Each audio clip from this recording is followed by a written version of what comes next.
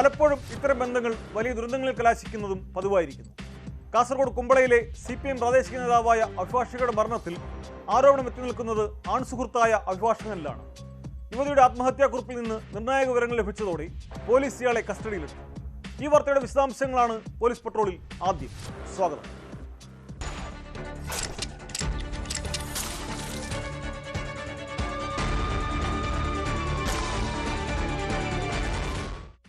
Kasaragod കുമ്പളയിലെ CPM നേതാവും യുവ അഭിഭാഷകയുമായ രഞ്ജിതയുടെ മരണത്തിൽ സുഹൃത്തായ അഭിഭാഷകൻ കസ്റ്റഡിയിൽ.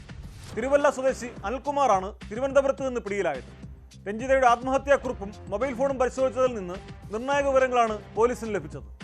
സെപ്റ്റംബർ 30-നാണ് രഞ്ജിതയെ കുമ്പളയിലെ സ്വന്തം ഓഫീസ് മുറിയിൽ ഫാനിൽ തൂങ്ങി മരിച്ച നിലയിൽ കണ്ടെത്തിയത്.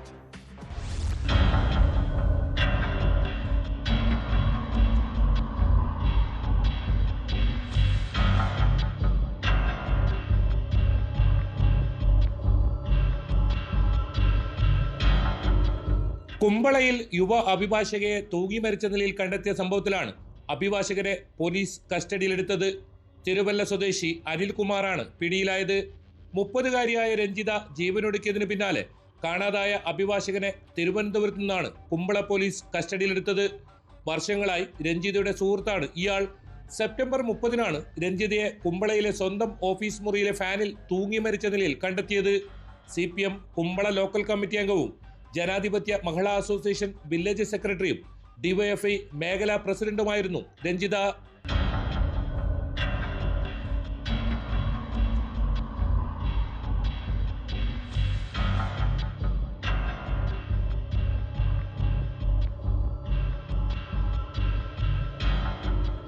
നിരവധി തവണ കുടുംബാംഗങ്ങൾ ഫോൺ ചെയ്തിട്ടും രഞ്ജിത ഫോൺ എടുത്തിരുന്നില്ല.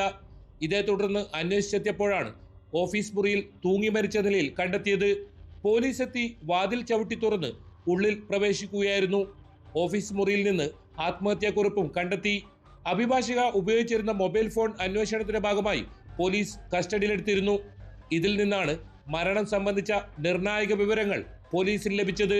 രഞ്ജിതയുടെ മരണത്തിൽ ദുരൂഹത ആരോപിച്ച് കുടുംബവും CPM കുമ്പള ഏരിയ കമ്മിറ്റിയും ലോക്കൽ കമ്മിറ്റിയും രംഗത്ത് വന്നിരുന്നു.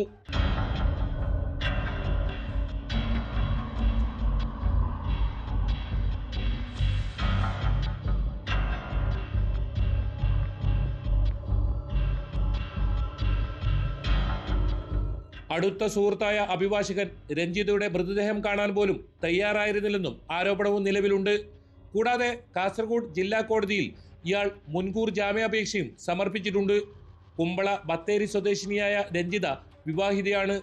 കസ്റ്റഡിയിലുള്ള അനിൽകുമാറും വിവാഹിതനാണ്.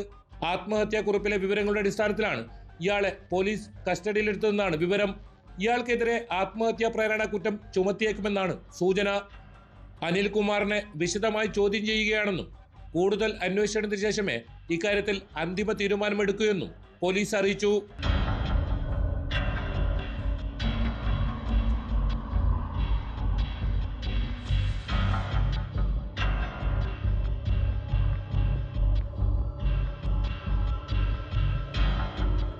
ന്യൂസ് 18 കാസർഗോഡ്. കോട്ടയം കാണക്കാരിയിൽ ഭാര്യയെ കൊന്ന് കൊക്കയിൽ തള്ളിയ പ്രതി സാം കെ ജോർജ് മുമ്പും അവരെ ക്രൂരപീഡനങ്ങൾക്കിരയാക്കിയിരുന്നതായി പോലീസിന് വിവരം ലഭിച്ചു. ജിദ്ദയിൽ വെച്ച് ഭാര്യ ജെസ്സിയെ സാം ക്രൂരമായി മർദ്ദിച്ചിരുന്നെന്ന് മക്കളാണ് മൊഴി നൽകിയത്. സാമിന്റെ പരസ്ത്രീ ബന്ധം ചോദ്യം ചെയ്തതാണ് അന്നും മർദ്ദനത്തിന് കാരണമായത്. കൊലപാതകത്തിന് പിന്നാലെ സാം ബംഗളൂരുവിലെത്തിയത് ഒരു ഇറാനിയൻ യുവതിക്കൊപ്പമാണെന്നും പോലീസ് വ്യക്തമാക്കുന്നു. കഴിഞ്ഞ ജനുവരിയിൽ ഇവരെ ടെഹ്റാനിൽ പോയി കേരളത്തിലേക്ക് കൂട്ടിക്കൊണ്ടുവന്നതും ഇയാൾ തന്നെയാണെന്ന് പോലീസ് പറഞ്ഞു.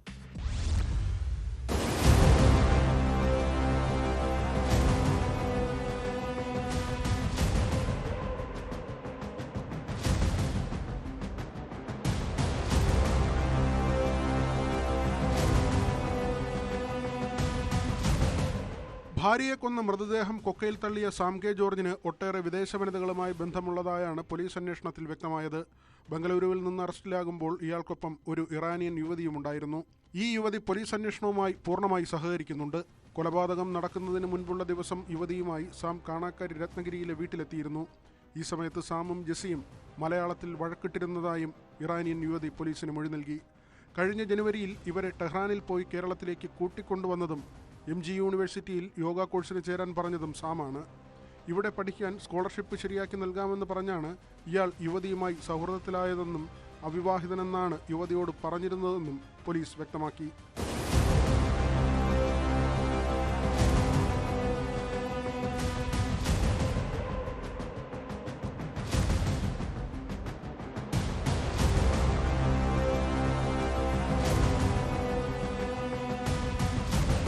ആയിരത്തി 1994 ജെസ്സിയും സാമും ബംഗളൂരുവിൽ വിവാഹിതരായത്.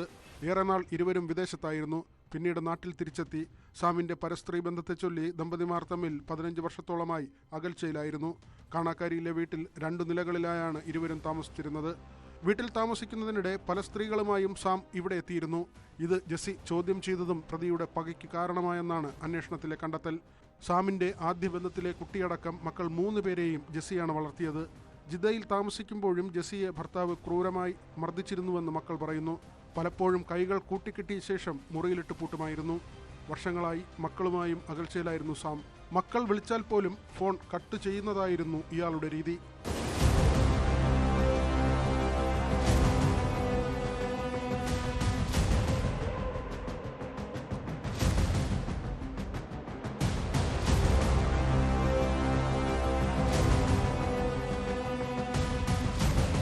സെപ്റ്റംബർ 26 കാണാക്കാരി സ്വദേശിനിയായ ജെസ്സിയെ ഭർത്താവ് സാം കെ ജോർജ് ശ്വാസം മുട്ടിച്ച് കൊലപ്പെടുത്തിയത്. തുടർന്ന് മൃതദേഹം കാറിന്റെ ഡിക്കിയിലാക്കി ഇടുക്കി ഉടുമ്പന്നൂരിലെ റോഡരികിലെ കൊക്കയിൽ തള്ളുകയായിരുന്നു. തുടർന്ന് വൈറ്റിലയിലെത്തിയ പ്രതി ഇറാനിയൻ യുവതിക്കൊപ്പം ബസ്സിൽ മൈസൂരു വഴി ബംഗളൂരുവിലെത്തി. ഇവിടെ വെച്ചാണ് പ്രതിയെ പോലീസ് പിടികൂടിയത്. സാം കെ ജോർജിനെ കോടതി 5 ദിവസത്തേക്ക് പോലീസ് കസ്റ്റഡിയിൽ വിട്ടിരിക്കുകയാണ്. ഇയാളെ പോലീസ് വിശദമായി ചോദ്യം ചെയ്തു വരുന്നു.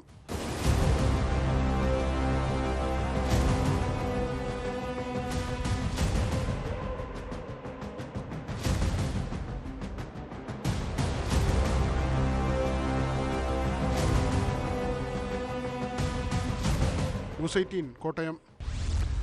തിരുവനന്തപുരം ബാലരാമപുരത്ത് 2 വയസ്സുകാരിയെ കിണറ്റിലെറിഞ്ഞു വന്ന കേസിലെ 2ാം പ്രതിയായ അമ്മ ശ്രീധുവിനെ സംബന്ധിച്ച കൂടുതൽ വിവരങ്ങൾ പുറത്ത്. നേരത്തെ സാമ്പത്തിക തട്ടിപ്പ് കേസിൽ അറസ്റ്റിലായപ്പോൾ ശ്രീധുവിനെ ജയിലിന് പുറത്തിറങ്ങാൻ സഹായിച്ചത് മാഫിയ സംഘമെന്ന് പോലീസ് കണ്ടെത്തി.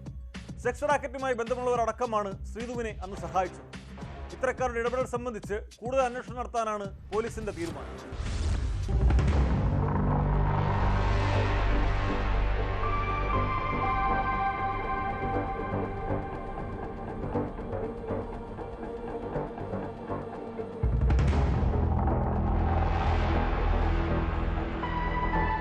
രണ്ട് വയസ്സുകാരി ദേവേന്ദുവിനെ അമ്മാവൻ ഹരികുമാർ കിണറ്റിലെറിഞ്ഞ് കൊലപ്പെടുത്തിയതായാണ് കേസ്. ഈ കേസിൽ 2ാം പ്രതിയായ അമ്മ ശ്രീധുവിനെ മുമ്പ് ജയിലിൽ നിന്ന് പുറത്തിറങ്ങാൻ സഹായിച്ചത് മാഫിയ സംഘമെന്നാണ് പോലീസ് കണ്ടെത്തൽ. സാമ്പത്തിക തട്ടിപ്പ് കേസിൽ റിമാൻഡിലായ ശ്രീധുവിനെ കാലാവധി കഴിഞ്ഞിട്ടും ജാമ്യത്തിലിറക്കാൻ ബന്ധുക്കളും അടുപ്പമുള്ളവരും എത്തിയിരുന്നില്ല. 7 മാസത്തിലധികം ജയിലിൽ കഴിഞ്ഞ ശ്രീധുവിനെ പുറത്തിറക്കിയത് ലഹരിമരുന്ന് കടത്തും മോഷണവും സെക്സ് റാക്കറ്റ് നടത്തുന്ന സംഘമാണെന്ന് പോലീസ് കണ്ടെത്തി.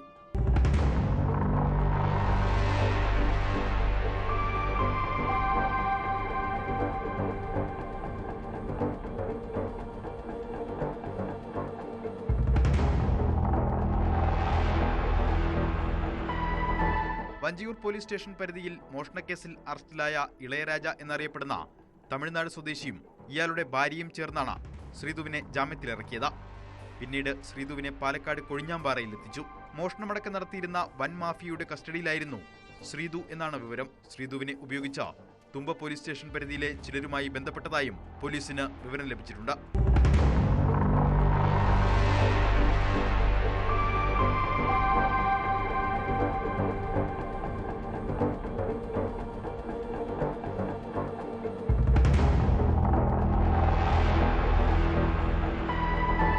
മകളെ കൊന്ന കേസിൽ അടുത്തിടെ ബാലരാമപുരം പോലീസ് ശ്രീധുവിനെ പാലക്കാട് നിന്ന് അറസ്റ്റ് ചെയ്ത് കൊണ്ടുവരുന്നതിനിടെ ഇവരെ ആരോ തട്ടിക്കൊണ്ടുപോയെന്ന് പ്രചരിപ്പിച്ചതായും പോലീസ് പറയുന്നു. ശ്രീധുവിനെ കസ്റ്റഡിയിൽ വാങ്ങി ചോദ്യം ചെയ്തെങ്കിലും മകളെ കൊന്നത് സംബന്ധിച്ച് കൂടുതൽ വിവരങ്ങൾ വെളിപ്പെടുത്തിയിട്ടില്ല. സഹോദരനുമായി ഇവർക്കുള്ള വഴിവിട്ട ബന്ധവും കൊലയ്ക്ക് കാരണമായെന്ന നിഗമനത്തിലാണ് പോലീസ്. കുട്ടിയുടെ പിതൃത്വം സംബന്ധിച്ചുണ്ടായ ആശയക്കുഴപ്പം ദൂരീകരിക്കാനും പോലീസ് ശ്രമങ്ങൾ നടത്തിവരികയാണ്.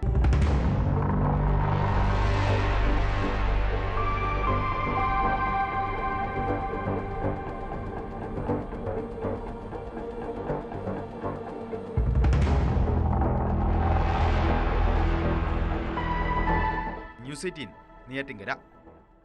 കോഴിക്കോട് പൂക്കാട് ഉപയോഗശൂന്യമായ കുളത്തിൽ യുവാവിന്റെ മൃതദേഹം കണ്ടെത്തി. മോഷണസംഘത്തിൽപ്പെട്ടയാളുടെ മൃതദേഹമാണോ എന്നാണ് പോലീസ് സംശയിക്കുന്നത്. ഏതാനും ദിവസം മുമ്പ് പ്രദേശത്ത് മോഷണശല്യമുണ്ടായിരുന്നു.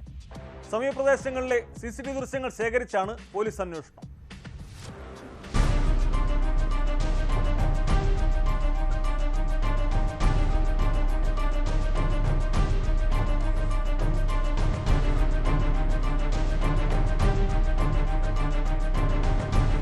പൂക്കാട് പഴയ ടെലിഫോൺ എക്സ്ചേഞ്ചിന് പിന്നിലുള്ള ഉപയോഗശൂന്യമായ കുളത്തിലാണ് അജ്ഞാതനായ യുവാവിന്റെ മൃതദേഹം കണ്ടെത്തിയത്. അസഹ്യമായ ദുർഗന്ധത്തെ തുടർന്ന് നാട്ടുകാർ നടത്തിയ തെരച്ചിലാണ് മൃതദേഹം കണ്ടെടുത്തത്.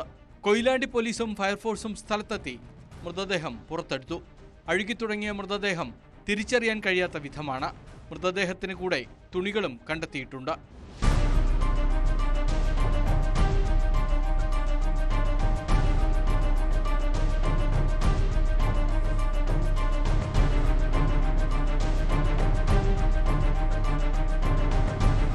ഏതാനും ദിവസം മുമ്പ് പൂക്കാട് ഭാഗത്ത് ചില വീടുകളിൽ മോഷണം നടന്നിരുന്നു.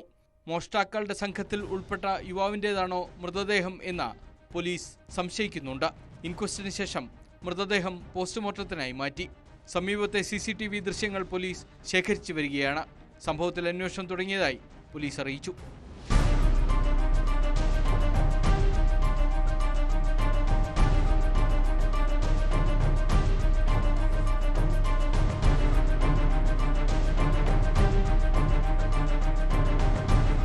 ന്യൂസ് 18 കോഴിക്കോട്. വെറുതെ നിൽക്കുന്നവരെ പോലും ആക്രമിക്കുന്ന സംഭവം.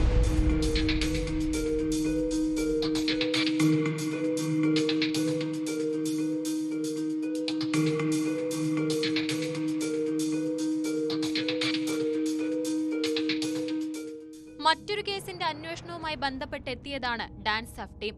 മട്ടാഞ്ചേരി സ്വദേശികളായ അൻസൽ ഷാ, ഷിനാസ് എന്നിവർ ചേർന്നാണ് 3 പോലീസ് ഉദ്യോഗസ്ഥരെ ആക്രമിച്ചത്. ഇവരെ പോലീസ് അറസ്റ്റ് ചെയ്തു.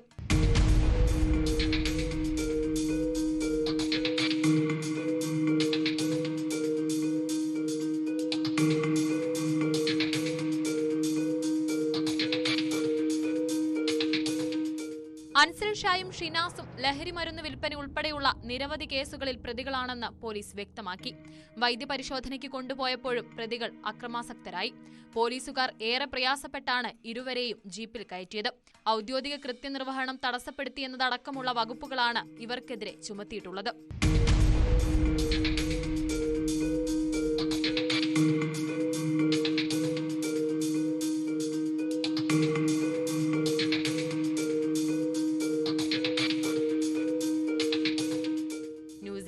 കൊച്ചി. പട്ടാമ്പി ആമയൂരിൽ നടുറോഡിൽ ഏറ്റുമുട്ടി യുവാക്കളും നാട്ടുകാരും. കഴിഞ്ഞ ദിവസം കൊപ്പം പഞ്ചായത്ത് കേരളോത്സവത്തിന്റെ ഭാഗമായി നടന്ന ഫുട്ബോൾ മത്സരത്തിനിടെ ഉണ്ടായ വാക്കുതർക്കമാണ് പിന്നീട് വൻ സംഘർഷത്തിൽ കലാശിച്ചത്. തമ്മിൽ തല്ലുകണ്ട നാട്ടുകാരെത്തിയാണ് യുവാക്കളെ പിടിച്ചുമാറ്റിയത്. ഇതിനിടെ നാട്ടുകാരിൽ ചിലരും തമ്മിലടിക്കുകയായിരുന്നു. സംഘർഷത്തിൽ ആർക്കും പരിക്കില്ല.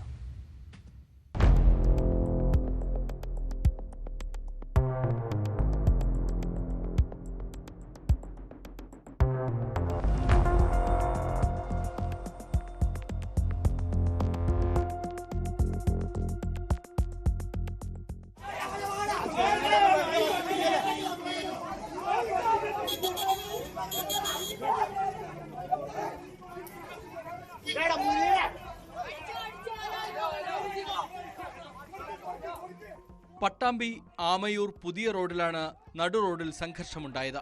കഴിഞ്ഞ ദിവസം കൊപ്പം പഞ്ചായത്ത് കേരളോത്സവത്തിന്റെ ഭാഗമായി നടന്ന ഫുട്ബോൾ മേളയ്ക്കിടെ ഉണ്ടായ വാക്കുതർക്കമാണ് പിന്നീട് വൻ സംഘർഷത്തിൽ കലാശിച്ചത്.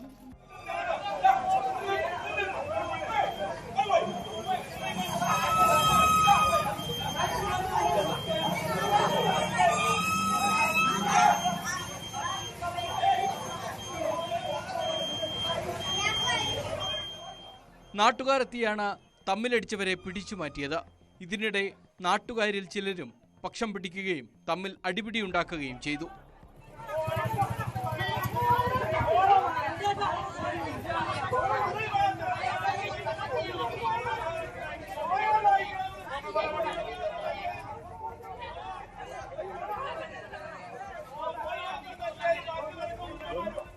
സംഘർഷത്തിൽ ആർക്കും പരിക്കില്ല. കൊപ്പം പഞ്ചായത്ത് കേരളോത്സവത്തിന്റെ ഭാഗമായി നടന്ന ഫുട്ബോൾ മത്സരത്തിന് ഇടെയാണ് ആദ്യം ഇരുവിഭാഗവും തമ്മിൽ സംഘർഷമുണ്ടായത്. പിന്നീട് ഇതിൽ ഒരു വിഭാഗം പുതിയ റോഡ് ബസ് സ്റ്റോപ്പിൽ ഇരിക്കുമ്പോൾ എതിർ ടീമിലെ അംഗങ്ങൾ വന്ന് ആക്രമിക്കുകയായിരുന്നു എന്നാണ് വിവരം. സംഭവം കണ്ടാണ് നാട്ടുകാർ ഓടിക്കൂടിയത്. പ്രശ്നത്തിൽ ആരും പോലീസിൽ പരാതി നൽകിയിട്ടില്ല.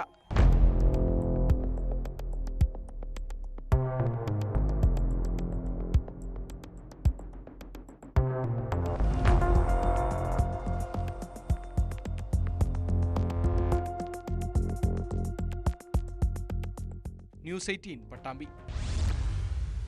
തട്ടിപ്പിന് പുതിയ മാർഗങ്ങളാണ് ചിലർ സ്വീകരിക്കുന്നത്.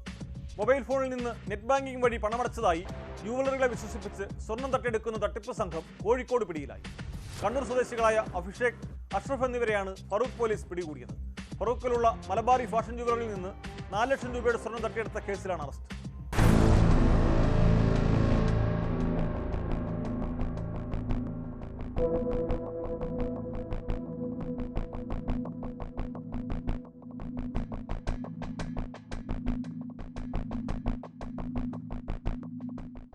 സെപ്റ്റംബർ 30-നായിരുന്നു സംഭവം.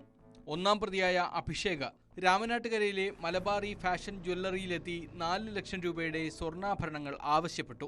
മൊബൈൽ ഫോണിലൂടെ NEFT വഴി 4 ലക്ഷം രൂപ ട്രാൻസ്ഫർ ചെയ്തതായി ജ്വല്ലറി ഉടമയെ വിശ്വസിപ്പിച്ചു. ട്രാൻസാക്ഷൻ വിജയകരമായി എന്ന വ്യാജ സ്ക്രീൻഷോട്ട് കാണിച്ചു. NEFT ആയതിനാൽ പണം അല്പസമയത്തിനകം അക്കൗണ്ടിലെത്തുമെന്ന് പറഞ്ഞ 4 പവൻ സ്വർണവുമായി ഇയാൾ കടന്നു കളയുകയായിരുന്നു.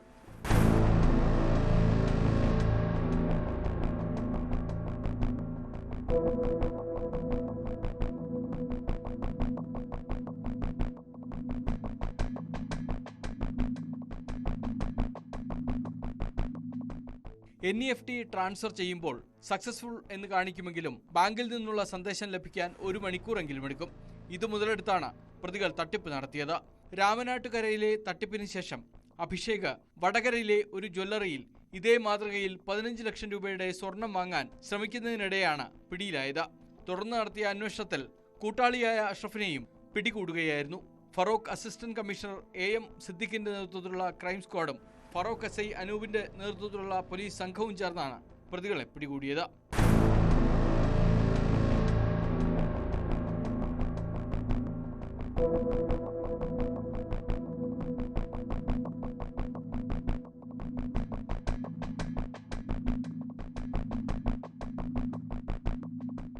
ന്യൂസ് 18 കോഴിക്കോട്.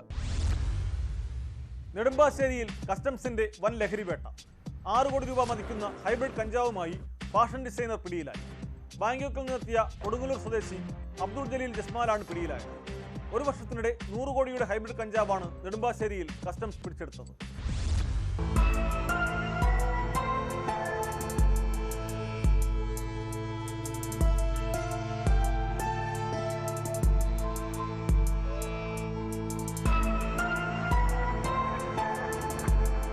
ബാങ്കോക്കിൽ നിന്ന് കഞ്ചാവ് സിംഗപ്പൂരിലെത്തിച്ച ശേഷമാണ് കേരളത്തിലേക്ക് കടത്തിയത്. ലഹരിക്കടത്തിന് കൂലി 1 ലക്ഷം രൂപയും ഫ്ലൈറ്റ് ടിക്കറ്റുമാണെന്നാണ് ഇയാൾ കസ്റ്റംസിനോട് പറഞ്ഞിരിക്കുന്നത്. ബാഗിൽ പ്രത്യേക അറകളിൽ ഒളിപ്പിച്ചാണ് കഞ്ചാവ് കടത്തിയത്. നെടുമ്പാശ്ശേരി കേന്ദ്രീകരിച്ച് ഹൈബ്രിഡ് കഞ്ചാവ് കടത്ത് വർദ്ധിക്കുകയാണ്. കഴിഞ്ഞ 1 വർഷത്തിനിടെ 100 കോടിയുടെ ഹൈബ്രിഡ് കഞ്ചാവാണ് കസ്റ്റംസ് പിടിച്ചെടുത്തത്.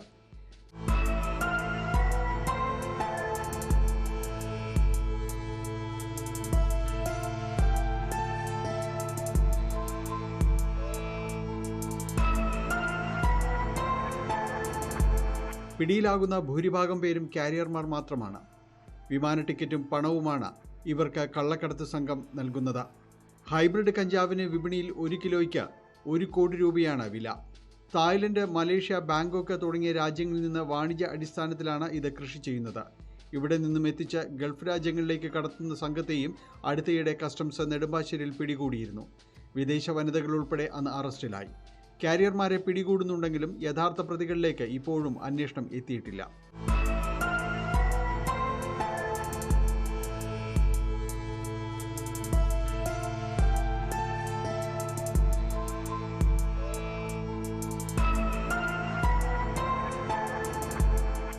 ന്യൂസ് 18 കൊച്ചി. തിരുവനന്തപുരം കോവളത്ത് വൻ ലഹരിവേട്ട. MDMAയുമായി സഹോദരന്മാർ പിടിയിലായി. ശ്രീകാര്യം സ്വദേശികളായ സാബു, രമ്യ എന്നിവരെയാണ് 190 ഗ്രാം MDMA-യുമായി പിടികൂടിയത്. ഡാൻസ് ഓഫ് സംഘം നടത്തിയ പരിശോധനയിലാണ് അറസ്റ്റ്.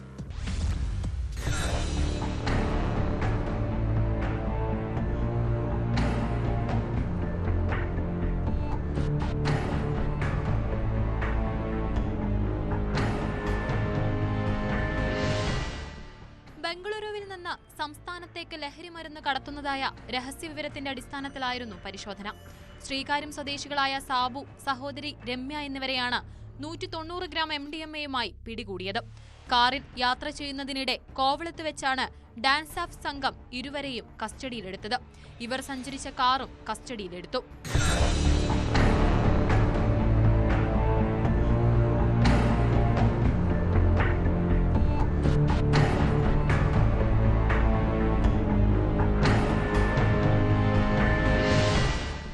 ജില്ലയ്ക്കകത്തും പുറത്തുമായി ചെറുകിട കച്ചവടക്കാർക്ക് കഞ്ചാവ് ഉൾപ്പെടെയുള്ള ലഹരി വസ്തുക്കൾ വിതരണം ചെയ്യുന്ന സംഘത്തിലെ പ്രധാനികളാണ് ഇവരെന്ന് പോലീസ് പറഞ്ഞു.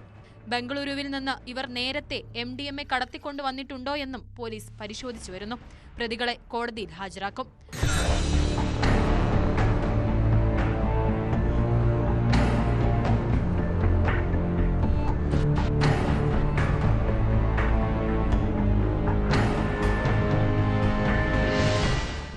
ന്യൂസ് 18 നെയ്യാറ്റിൻകര.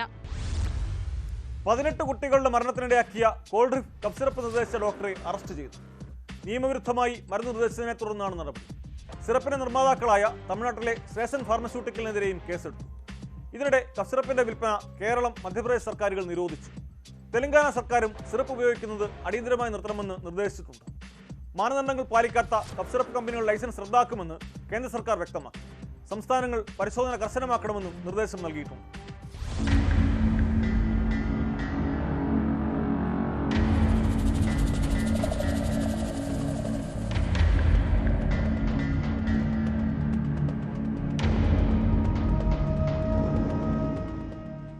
മധ്യപ്രദേശ്, രാജസ്ഥാൻ സംസ്ഥാനങ്ങളിലായി ആകെ 18 കുട്ടികളാണ് കോൾഡ്രിഫ് കഫ് സിറപ്പ് കുടിച്ച് മരിച്ചത്. മരുന്ന് കുടിച്ചവരുടെ കിഡ്നിയുടെ പ്രവർത്തനം തകരാറിലാകുന്നതാണ് മരണകാരണം. ഇനിയും നിരവധി പേരാണ് ഇരു സംസ്ഥാനങ്ങളിലുമായി ചികിത്സയിൽ കഴിയുന്നത്. നിയമവിരുദ്ധമായി മരുന്ന് നിർദ്ദേശിച്ച മധ്യപ്രദേശിലെ പീഡിയാട്രീഷ്യൻ ഡോക്ടർ പ്രവീൺ സോണിയെ പോലീസ് അറസ്റ്റ് ചെയ്തു. ചിന്ദ്വാഡ പരാസിയയിൽ ഒരു ക്ലിനിക്ക് നടത്തി വരികയായിരുന്നു ഇയാൾ. മുഖ്യമന്ത്രി മോഹൻ യാദവ് മരിച്ച കുട്ടികളുടെ കുടുംബങ്ങൾക്ക് 4 ലക്ഷം രൂപ ധനസഹായം പ്രഖ്യാപിച്ചു. ഇതിനിടെ കോൾഡ്രിഫ് കഫ് സിറപ്പിന്റെ വിൽപ്പന കേരള, മധ്യപ്രദേശ് സർക്കാരുകൾ നിരോധിച്ചു. രാജസ്ഥാനും ഈ മരുന്ന് നിരോധിച്ച് ഉത്തരവിറക്കിയിരുന്നു. തെലങ്കാന സർക്കാർ സിറപ്പ് ഉപയോഗിക്കുന്നത് അടിയന്തരമായി നിർത്തണമെന്ന് നിർദ്ദേശിച്ചു. ഗുജറാത്ത് സർക്കാർ മരുന്നിന്റെ സാമ്പിളുകൾ പരിശോധനയ്ക്ക് വിധേയമാക്കുമെന്ന് അറിയിച്ചു. കേരളത്തിൽ ഈ മരുന്ന് എത്തിച്ചിരുന്നുവെങ്കിലും ഒന്നും വിറ്റുപോയിട്ടില്ല എന്നാണ് വിവരം.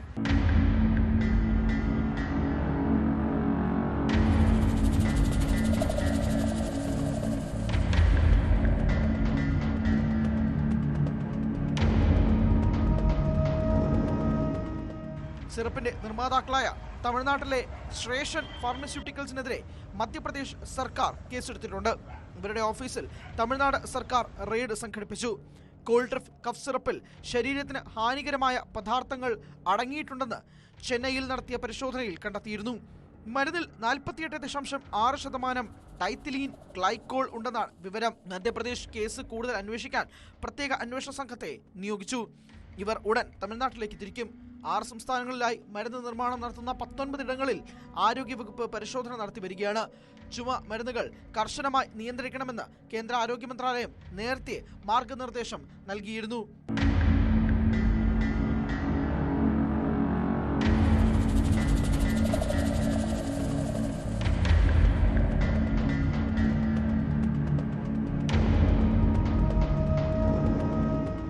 News desk, news 18. കുറ്റകൃത്യങ്ങളുടെ മറ്റു ചില വാർത്തകൾ ചുരുക്കത്തിൽ. ആലപ്പുഴയിൽ യുവാവിനെ തട്ടിക്കൊണ്ടുപോയി മണിക്കൂറുകളോളം പൂട്ടിയിടുകയും ക്രൂരമായി മർദ്ദിക്കുകയും ചെയ്ത കേസിലെ പ്രതികൾ പിടിയിൽ. വിഷ്ണു എന്ന യുവാവിനെ മർദ്ദിച്ച കേസിൽ കൊലക്കേസ് പ്രതിയായ യദുകൃഷ്ണൻ, ഫാറൂഖ്, അശ്വിൻ എന്നിവരെയാണ് ഹരിപ്പാട് പോലീസ് അറസ്റ്റ് ചെയ്തത്. കൊല്ലത്ത് ഓടുന്ന കാറിൽ യുവാക്കളുടെ സാഹസിക യാത്ര. അഞ്ചൽ പുനലൂർ റൂട്ടിലാണ് തമിഴ്നാട് രജിസ്ട്രേഷനുള്ള കാറിലുള്ളവർ അപകടയാത്ര നടത്തിയത്. ഉത്തർപ്രദേശിലെ മെയിൻപൂരിയിൽ സ്ത്രീധനത്തിന്റെ പേരിൽ ഗർഭിണിയെ തല്ലിക്കൊന്നു. 21-കാരിയായ രജനി കുമാരി കൊല്ലപ്പെട്ട കേസിൽ ഭർത്താവ് സച്ചിനും കുടുംബത്തിനുമായുള്ള അന്വേഷണം പോലീസ് ഊർജിതമാക്കി. കാസർഗോഡ് കരിന്തളം കുമ്പളപ്പള്ളിയിൽ വയോധികനെ അയൽവാസി തലക്കടിച്ചു കൊന്നു. ചുറ്റുമൂല ഉന്നതിയിൽ കണ്ണൻ എന്ന 80-കാരനാണ് മരിച്ചത്. രാത്രി 7 മണിയോടെയാണ് സംഭവം. അയൽവാസിയായ ശ്രീധരനാണ് വയോധികനെ വടികൊണ്ട് തലക്കടിച്ചു കൊന്നത്. സംഭവത്തിൽ പോലീസ് അന്വേഷണം തുടങ്ങി. ഇന്നത്തെ പോലീസ് പട്രോൾ പൂർത്തിയാകുന്നു. നമസ്കാരം.